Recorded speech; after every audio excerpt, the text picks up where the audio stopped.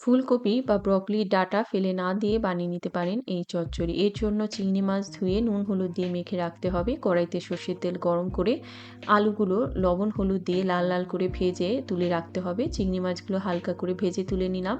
এবারে সর্ষের তেল গরম করে বেগুন নুন হলুদ দিয়ে লাল লাল করে ভেজে তুলে নিয়ে আবারও কড়াইতে সর্ষের তেল গরম করে এর মধ্যে শুকনো লঙ্কা কালো জিরে ফোড়ন দিয়ে এর মধ্যে পেঁয়াজ কাঁচা লঙ্কা আমি একটু হালকা নরম করে ভেজে এর মধ্যে শিম কুচি দিয়ে দিলাম, নুন হলুদের গুঁড়ো দিয়ে দিলাম।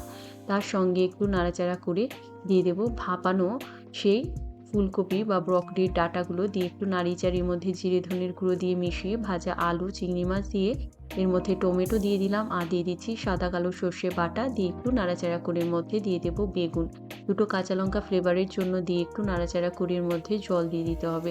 এবারে ঢাকা দিয়ে রাখবো যাতে করে সমস্ত সবজি ভালো করে সিদ্ধ হয়ে যায়। যখন জলটা শুকনো গিয়ে তেল ছেড়ে দেবে তখন এটা নামিয়ে গরম ভাতের সঙ্গে পরিবেশন করব।